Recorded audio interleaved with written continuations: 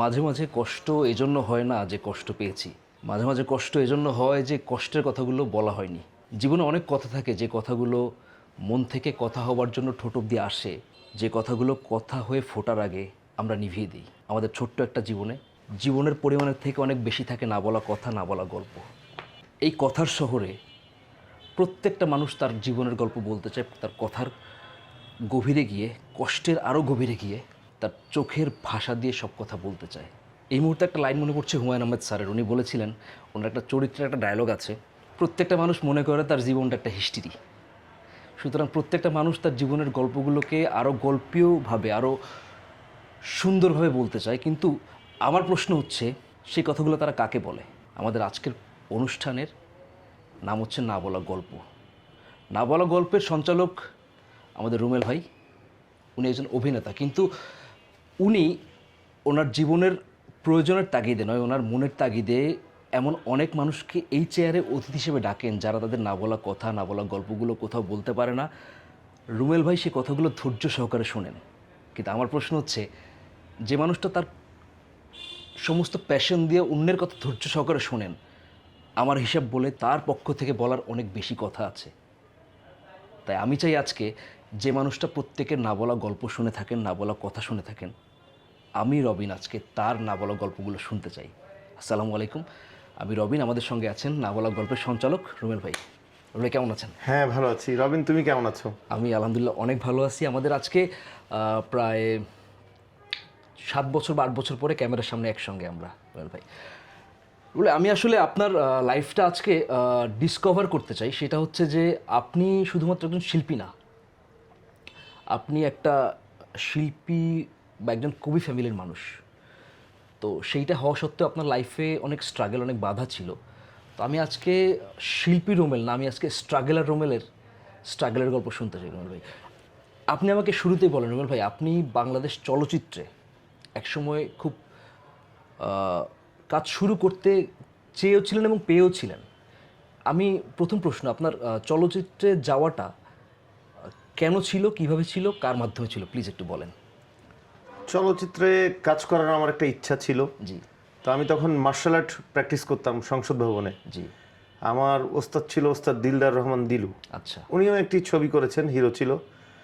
তো ওখানে একজন পরিচালক, ওনার নাম শেখ আলাউদ্দিন, আচ্ছা উনি দেখতে পান আমাকে। আচ্ছা। তো উনি ফোন নাম্বার নিয়ে কাস্ট করে। আমার কাছে তো স্বপ্নের মতো মনে হলো জি জি। যে এত সহজে সুযোগ পেয়ে যাওয়া। হ্যাঁ। তো তখন তো আমি নাচ বা কবিতা আবৃত্তি বা মঞ্চ এগুলো কিছুই জানি না। ওকে। তো উনি বললো, আমাদের নতুন হিরোগুলোকে আমাদের বাংলাদেশে এভাবেই আমরা সিলেক্ট করি।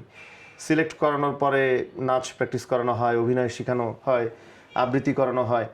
এভাবে 3 মাস 6 মাস যাওয়ার পরে ছবির কাজ শুরু হবে। তো আমার ক্ষেত্রেও তেমন হলো। আমি তো অলরেডি মার্শাল আর্ট শিখছিলামই।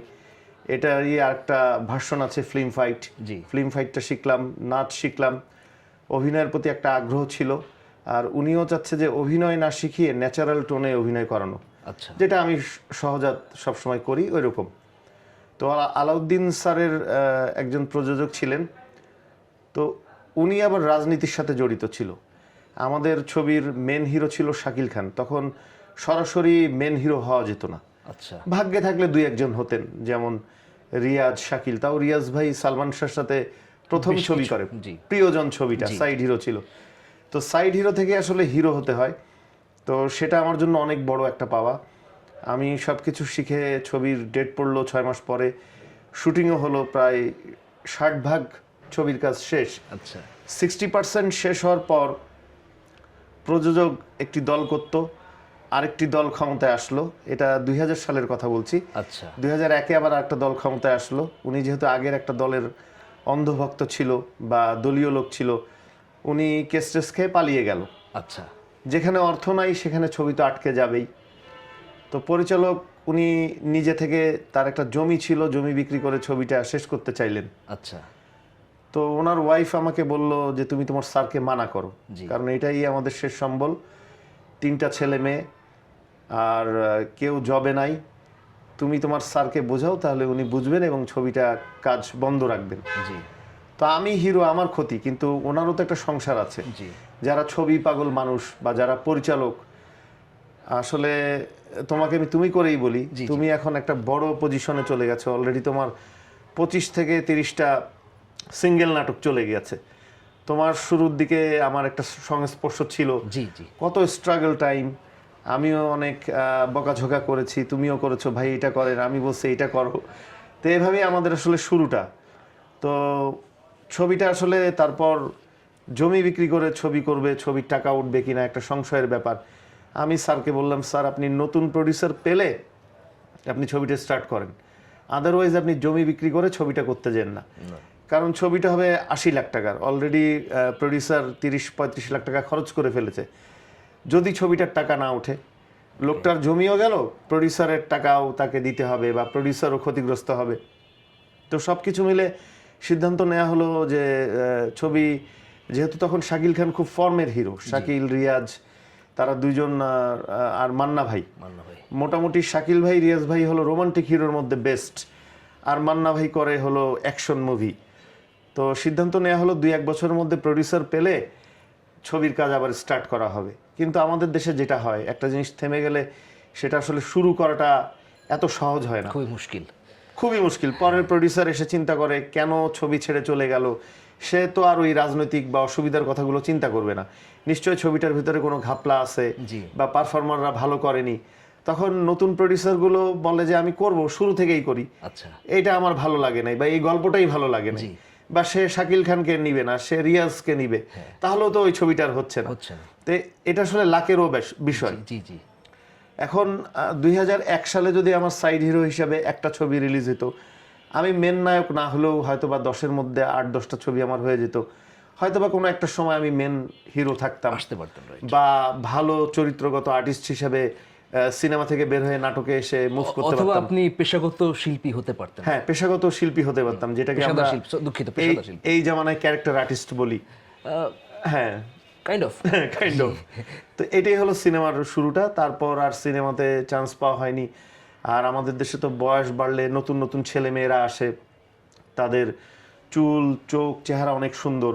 আমি তোমাকে কিন্তু প্রশংসা করতাম যে রবিন, তুমি এই যুগের ছেলে, তোমার চুল সুন্দর, দাড়ি সুন্দর, চোখ সুন্দর, আমাদের থেকে অনেক ব্রাইট তোমরা। তো এটাই স্বাভাবিক। আজকে আমার জায়গাটা আরেকটি ছেলে নিয়েছে বা তোমরা করছো, তোমাদের জায়গাটা আরেকজন নিবে, এটাই জীবনের স্বাভাবিক নিয়ম, circle of life. Circle of life. Rubel ভাই, আপনার কথা থেকে প্রশ্নে আসে, আপনি গল্পের শুরুতে বলছিলেন আপনি ফাইট শিখতেন। জি, সুতরাং আপনি সুযোগ পাওয়ার আগেই ফাইটটা শিখছিলেন। হ্যাঁ। কেন শিখছিলেন? এটা আসলে মার্শাল আর্ট, মানে আমার পাড়ার একটা বন্ধু, সিনিয়র ফ্রেন্ড আজম ভাই, উনি শিখতো। তো উনি এনকারেজ করলো যে মার্শাল আর্ট শিখলে কেউ মারামারি করতে আসলে, তখন একটা মারামারির চল ছিল এলাকা ভিত্তিক, আচ্ছা আচ্ছা, আমাদের সাথে কেউ লাগতে আসলে আমরা মার্শাল আর্ট শিখে হারাই দিব। ওকে। আবার তখন রুবেল ভাইয়ের ছবির একটা চল ছিল, আমাদের তো এত ছিল না, Right. ডিশ ছিল মানুষের বাসায়, ইউটিউব, ফেসবুক এগুলো ছিল না, যে আমরা মার্শাল আর্ট জানলে কেউ আমাদের সাথে মারামারি করতে আসলে পারবে না। যখন শিখতে গেলাম তখন আমাদের ওস্তাদ দিলদার হোসেন দিলু বললেন যে এটা মারামারি করার জন্য না, এটা বেসিক্যালি একটা আর্ট, তবে এটা শরীর সুস্থ রাখে, মন ভালো থাকে, তুমি নেশার দিকে ঢুকবা না, বাজে চিন্তার দিকে ঢুকবা না। গিয়ে দেখলাম তাই, এটা আসলে একটা আর্ট।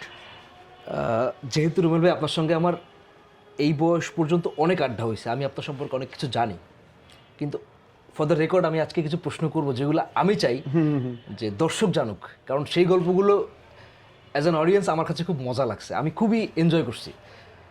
প্রশ্ন হচ্ছে, আপনার সঙ্গে বাংলাদেশের একজন বড় স্টারের একবার ঝামেলা হয়েছিল, ফিল্মের একটা হিরোর, আপনি কি সেই ব্যাপারে কিছু বলতে চান? আমি চাই আপনি হিরোর নাম বলেন এবং আমাদের ঘটনাটা বলেন, ঘটনাটা খুব ইন্টারেস্টিং, দর্শক প্লিজ। ওইটা ছিল এফডিসিতে একটা গন্ডগোল, সেটা সম্ভবত হিরোটার নাম ছিল প্রিন্স, জি। সম্ভবত প্রিন্স। ব্লেডের বিজ্ঞাপন করছিল, হ্যাঁ, শার্প ব্লেডের বিজ্ঞাপন। ওনার একটা স্পোর্টস কার ছিল, কোনো একটা প্রোডাকশন ম্যানেজারের পায়ের উপরে উঠাই দিছিল, পা ভেঙে যায়। তো ওখানে আসলে আমিও সামনে দাঁড়াইছিলাম। জি। তো মান্না ভাই তখন মনে হয় শিল্পী সমিতির সভাপতি বা সেক্রেটারি ছিল, মনে নাই ঠিক। তো মান্না ভাই ওনাকে সহ আরও বেশ কয়েকজনকে অবাঞ্ছিত ঘোষণা করে, মানে সাময়িক বরখাস্ত, যেটা 1 বছরের জন্য, 2 বছরের জন্য। তো ওইটার মধ্যে আমিও পড়ে গেছিলাম, কারণ থাকে না যে মার্ডার হলে সাক্ষী রাস্তায় দাঁড়িয়ে থাকা, প্রত্যক্ষদর্শী সব একেবারে সব। হ্যাঁ। তো তারপর আমিও একটা পানিশমেন্টের আওতায় পড়ে যাই, যদিও আমি এই শিল্পী সমিতির তখনও মেম্বার হইনি, মানে চলচ্চিত্র শিল্পী সমিতির এখনো না। 3টি ছবি লাগে, 3টি রিলিজ ছবি হলে মেম্বার হওয়া যায়। তো আমিও ওই পানিশমেন্টের আওতায় পড়ে গিয়েছিলাম যে 1 বছর এফডিসিতে ঢোকা নিষেধ। আচ্ছা রুল ভাই, আপনার কি এফডিসিতে ঢোকার কোনো গল্প আছে? এফডিসি তো আসলে আমরা যারা ঢাকায় থাকি তাদের জন্য ঢোকাটা সহজ, জি, কারণ আমরা তো আমার জন্ম হাতিরপুলে, পাশেই এফডিসি কারণ বাজার। এখন যদিও থাকি মোহাম্মদপুরে, ঢুকতে পারি। আর এফডিসিতে ঢুকতে হলে আসলে আর্টিস্ট হিসেবেই ঢুকতে হয়। এমনি ছোটবেলায় আমরা গার্ডদেরকে 20 টাকা 50 টাকা বকশিস দিয়ে বলতো অত দূর পর্যন্ত যাবেন, এর বাইরে যাবেন না। তখন তো প্রতিটা ফ্লোরে ফ্লোরে কাজ হতো। জি, এফডিসিতে তুমুল ভিড়, মানে ধনী গরিব মধ্যবিত্ত এমন কোনো শ্রেণীর দর্শক ছিল না যে দেখতে না যাইতো। আচ্ছা, হ্যাঁ, দূর থেকে একটু শুটিং দেখা মানে এটা একটা বিশাল ব্যাপার। তারপর সেখান থেকে আসলে স্বপ্নটা আঁকা। মান্না ভাই, প্রয়াত মান্না ভাই আপনাকে ব্লক করলেন 1 বছরের জন্য। আমার জানার মধ্যে মান্না ভাই একদিন আপনার ঘাড়ে হাত দিয়ে আপনাকে একটা আশ্বাস দিয়েছিলেন। হ্যাঁ হ্যাঁ, সেই গল্পটা আমরা বিস্তারিত শুনতে চাই। মান্না ভাই যখন 1 বছর একটা পানিশমেন্ট দিল, 1 বছর আসলে কাটাইনি, 7-8 মাস পরেই আবার মোটামুটি আমরা গেলাম এফডিসিতে, আড্ডা দিচ্ছি। তো মান্না ভাই আমাকে দেখে একদিন ডাক দিল। ডাক দেওয়ার পরে বলল যে তুমি তো আসলে পরে শুনলাম তুমি কোনো কিছুর সাথে ইনভলভ না, একটা ভিকটিম হয়ে গেছো। যাই হোক, বিচার সালিশে কিছু ভুল হয়, এটা মানুষমাত্রিক ভুল, তুমিও এর আওতায় পড়ে গেছো। তুমি আবার একটু নাচ প্র্যাকটিস করো, ফিল্ম ফাইটটা আবার একটু ঝালাই করো, অভিনয়টাও একটু চর্চা করো, আমি তোমাকে আমার সাথে ছবিতে কাজে নিব। মানে সাইড হিরোর কথা বললেন। বলে আমি তখন তো সে টপ হিরো। জি, রিয়াজ ভাই, শাকিল ভাইয়ের অবস্থা একটু দুর্বল তখন মার্কেটে। তারা মার্কেটে ফর্মে আছে, মানে ছবির কাজ হাতে কম। আচ্ছা আচ্ছা আচ্ছা, আর মান্না ভাইয়ের তো প্রতি মাসেই একটা না একটা ছবির কাজ থাকেই। জি, তো মান্না ভাই আমাকে বললো যে তোমাকে আমি সাইড হিরো হিসেবে আমার সাথে নিব। তো উনি ওনার ফোন নাম্বারটা দিল। তখন আমাদের ওই যে অ্যান্টিনালা সেট, ওকে, C25 সেট, নাম্বারটা সেভ করলাম। মাঝে মাঝে ওনাকে ফোন দিতাম, ফোন দিলে উনি ডাক দিত। ওনার শুটিং রাত 10টা 11টা পর্যন্ত হইতো। তারপরে উনি কিছু নাস্তা পানি এনে খাওয়ায় বিদায় দিত, যে আর 2 মাস ওয়েট করো, 3 মাস ওয়েট করো, 6 মাস ওয়েট করো, হয়ে যাবে। তো পরবর্তীতে তো সে মারাই গেল আস্তে আস্তে। মান্না ভাই মারা যাওয়ার দিনের কোনো স্মৃতি আছে আপনার কাছে? মান্না ভাই মারা যাওয়ার খবরটা আমি একটু দেরিতেই পাই, কারণ উনি রাতে হসপিটালে ভর্তি হয়, ভোরের দিকেই মারা যায় সম্ভবত। আর 10টা 11টা 12টার দিকে এফডিসিতে লাশ চলে আসে। আচ্ছা, তখন তো আসলে এত মানুষকে মোবাইল করতো না, মিস কলও দিত। তো আমি আসলে কোনো ফোন পাইনি। তো যখন 12টার দিকে জানতে পারলাম, তখন আমি কারণ বাজারের দিকে চলে গেলাম। রিক্সা নিয়েই ভেঙে ভেঙে গেলাম, মানে রিক্সা নিব না, তখন সিএনজি ছিল না, টেম্পু ছিল। কিভাবে যাব মাথায় কাজ করছিল না। রিক্সা 2বার চেঞ্জ করে কারণ বাজারের সামনে গেলাম, এত ভিড় এত ভিড়। তারপরে তথ্য পেলাম যে অনেক পরিচালকরাই ঢুকতে পারছেন না। আচ্ছা, যাদের ছবিতে উনি কাজ করেছেন, ভিড়ের কারণে অনেক পরিচালকই ঢুকতে পারছে না। আচ্ছা, অনেক সাধারণ মানের আর্টিস্ট বা মিডিয়াম তারকারাও ভিড়ের কারণে ঢুকতে পারেনি। যারা আগে ঢুকতে গিয়েছিল বা যারা গাড়ি আছে, পুলিশ একটু ববিতা বা বড় বড় স্টার যারা আছে, তাদের গাড়ি খুব কষ্ট করে এফডিসির ভিতরে ঢুকায় এবং লাশটা হয়। ওকে। এরপরে কি বাংলা চলচ্চিত্রে আপনার আসার কোনো আভাস বা পূর্বাভাস জন্মেছিল? মানে আর কোনো সম্ভাবনা দেখা গিয়েছে? আসলে আমাদের দেশে কি চলচ্চিত্রে যদি আমি একা হাঁটতে যাই বা যে কেউ যদি জেলা বা উপজেলা থেকে আসে, তাহলে তো আরও কষ্টকর। কারণ ঢাকাটা চিনতেই তার 2-3 বছর লাগবে। আর সব সাইডে একটা খারাপ মানুষ আছে। এই ধরনের নতুন ছেলে পেলে তারা আশ্বাস দেয়, তোমার চেহারা সুন্দর, চুল সুন্দর, তুমি এইটা করো, নতুন ছবিতে ঢুকতে গেলে টাকা দিয়ে ঢুকতে হয়, নানান প্রতারণার ফাঁদ ফেলা থাকে। আমাদের সময়ও বেশ ছিল, কারণ তখনও তো এফডিসি খুব জমজমাট ছিল। তো বিশ্বাসযোগ্য লোক পাইনি। আচ্ছা, তো যাও একজন পেলাম, আমি যে ছবিটাতে কাজ করেছি, রেহেনা আপা ছিল। রেহেনা আপা আমাকে বেশ কিছু ডিরেক্টরের কাছে পাঠালো। তো রেহেনা আপা এমন ডিরেক্টরের কাছে পাঠালো যারা ওই সময় চলতি বাজারে বড় বড় ডিরেক্টর। আচ্ছা, যেমন সোহানুর রহমান সোহান, উনি শাকিল খানকে নিয়ে ছবি করে। তারপর শাকিল খানের পরে সাকিব খানকে নিয়ে ছবি করছে। তারপর কাজী হায়াত, মমতাজুর রহমান আকবর, কয়েকজনের কাছে আমি গিয়েছিলাম। তারা আমাকে বলেছে তুমি যোগ্য, কিন্তু তাদের হাতে 2-1টা ছবি থাকলে মানে আর্টিস্টের যে কাস্টিং এটা আগেই হয়ে যায়। জি, বললো যে আমার 2টা ছবি করতে 1 বছর লাগবে, তাহলে তুমি আমার কাছে 1 বছর পরে যোগাযোগ করো। তারা তাদের পার্সোনাল নাম্বারও দিল, 6 মাস পরে একটা ফোন দিবা, 1 বছর পরে একটা ফোন দিবা। এইভাবে মমতাজুর রহমান আকবর ভাই বিশেষ করে বলল যে তোমাকে আমি একটা ছবিতে নিব, কিন্তু আমার 4 নাম্বার ছবি, এখন হাতে যে 3টা ছবি আছে সব আর্টিস্ট বুক, আচ্ছা, যদি কেউ মিস করে সেটা অন্য কথা, বাট 1 বছরের আগে তোমাকে নিতে পারবো না। তো উনি আমাকে নাম্বার দিল। বাই দিস টাইম তার 6 মাস না 8 মাস পরে আমার মা মারা গেল। আচ্ছা। তো তখন আমার বয়স 21 বছর বয়সে একটা ছেলের মা মারা গেলে স্বাভাবিকভাবেই ফ্যামিলি থেকে ছবি করতে দিবে না, আর ব্যক্তিগতভাবে আমিও বেশ আপসেট। তো আর মমতাজুর রহমান আকবর ভাইয়ের সাথে আমার আর যোগাযোগ করা হলো না। আমি মানসিকভাবে 2-1 বছর ঘরে বসে গেলাম। তো বসে যাওয়ার পরে আবার ফটোশ্যুট করলাম। ফটোশ্যুট করার পর হঠাৎ করে আমার এক বড় ভাই, খুব ক্লোজ মিডিয়া জগতের বা মিডিয়ার বাইরে পারিবারিকভাবে খুব ক্লোজ, হাসান আবিদুর রেজা জুয়েল, বাহ। উনি গায়ক ছিলেন, বছরখানেক আগে মারা গেলেন। ওনার ছোট ভাই আমার ফ্রেন্ড ছিল রাসেল ভাই জুয়েল ভাইয়ের সাথে আমার পরিচয় করাই দিল। আসলে আমি ওনার গানের ভক্ত ছিলাম। আচ্ছা। আমি আবার ছোটবেলা থেকেই স্যাড সংগুলো বেশি শুনতাম ফাঙ্কি সঙের থেকে। ওকে। তো জুয়েল ভাইয়ের সাথে পরিচয় করে দিল, জুয়েল ভাইয়ের কাছে গেলাম। জুয়েল ভাই একটা অনুষ্ঠানে আমাকে ইনভাইট করলো চ্যানেল আয়ের, ওইখানে র্যাম্প শো হচ্ছে, ওখানে আমার সাথে দেখা হলো শাহরুখ শহীদের। তো উনি ওয়াশরুমে যাবে, আমি বললাম আপনি আগে যান, সিরিয়ালে ছিলাম আমি। তো ওনার এই জিনিসটা খুব ভালো লাগলো যে একটা ছেলে তার কিউ ছেড়ে দিয়ে আমাকে ঢুকতে দিল। তো উনি ওয়াশরুম থেকে বের হয়ে ওখানে দাঁড়িয়ে আছে, আমিও ওয়াশরুম থেকে বের হলাম। উনি আমাকে বললো যে আপনি কি করেন?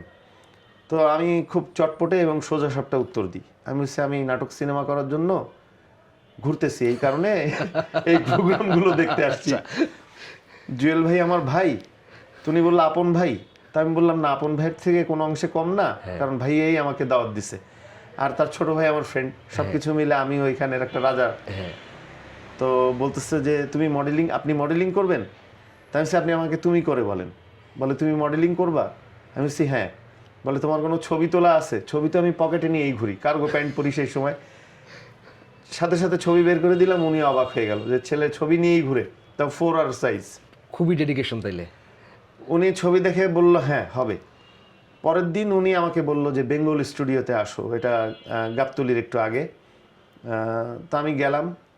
উনি আবার ফোন দিছে আমাকে, 1টার সময় আসতে বলছে, উনি 12টার সময় আমাকে ফোন দিছে তুমি আসবা কিনা। ওখানে গিয়ে দেখি একটা নাটকের প্রমোট শুটিং হচ্ছে। আচ্ছা। গোলাম সোরাব দদুল, সেখানে শাহরুখ ভাই তার মডেল, তার যে গ্রুপ, ওই গ্রুপটা নিয়ে ওইখানে হাজির, কারণ ওই গ্রুপটা থেকে কয়েকজন আবার ওই নাটকেও অভিনয় করবে বা সামনের দিকে চান্স পাবে। সেটা ছিল নিশো, তারপর অপূর্ব, এরা ছিল। তো ওখানে গিয়ে আমি নোবেল ভাইকে দেখতে পেলাম, তারপর আরও বড় বড় মডেল, ওরা ঘুরতে আসে, আড্ডা মারে। আমাদের জয়া আপুকে দেখতে পেলাম, আমাদেরকে দেখে তো আমি হা করে তাকায় আছি, যারা স্টার, নোবেল ভাই, জয়া আপু। আমার স্বপ্নটা আরও বেড়ে গেল যে আমি নোবেল ভাই হব, আমি শিমুল ভাই হব। তো অপূর্ব নিশো তখন আমার ফ্রেন্ড হয়ে গেল, ওরা মডেলিং একটু পুরানো, 6 মাসের সিনিয়র, তা আমিও ওদের গ্রুপের একজন হয়ে গেলাম। মণিমালা ছিল, তারপর আরেকটা ছেলে ছিল আমাদের, নাম মনে আসতেছে না এই মুহূর্তে, যাই হোক একটা মডেল সার্কেল পেয়ে গেলাম। তো আমি শাহরুখ ভাইয়ের র্যাম্পের যে সার্কেলটা, ওই সার্কেলটার সাথেই ছিলাম, কিন্তু আমি র্যাম্পে কাজ করতাম না। ওকে। কারণ উনি আমাকে দেখে মনে হলো যে আমি মিউজিক ভিডিওর জন্য পারফেক্ট, ওকে, বা অভিনয়ের জন্য পারফেক্ট। ওকে। তো আমি বললাম আমি তো অভিনয় জানি না তেমন। তো বললো একটা সিনেমার কিছুটা তো কাজ করছো, আর তুমি তো মিউজিক ভিডিওর জন্য পারফেক্ট, এক্সপ্রেশন আছে মোটামুটি। তো উনি আমাকে প্রথম কাজ দিল হলো মিউজিক ভিডিওর। আচ্ছা। এটিএন বাংলায় এটা রিলিজ হলো। এটিএন বাংলা তখন মিউজিক ভিডিও প্রথম বানানো শুরু করে বাংলাদেশে। তো তখন আমি 2টা গানের শুটিং করলাম। 2টা গান শুটিং করার পরে আমার এখন এই 26 বছরে আমি এই লাস্ট ইয়ার 2025-এর শেষের দিকেও একটা মিউজিক ভিডিওর কাজ করছি। 25 বছরে আমার 90+ মিউজিক ভিডিওতে কাজ করা হয়ে গেছে। বাপরে বাপ। দর্শক, না বলা গল্পের এই পর্যায়ে আমি ছোট্ট একটা চায়ের বিরতি নিচ্ছি, আমরা ইনশাল্লাহ ফিরে আসছি। Thank you very much.